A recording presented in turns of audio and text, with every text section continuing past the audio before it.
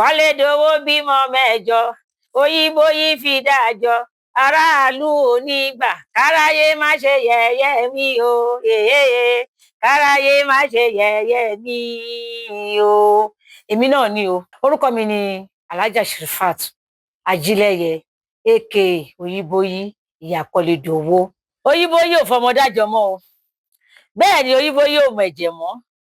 Good news ni mo gbé wá fún yín o. Mo gbé ohun tí mo mọ̀ jẹ dé, mo gbé ohun tí mò ń tà dé.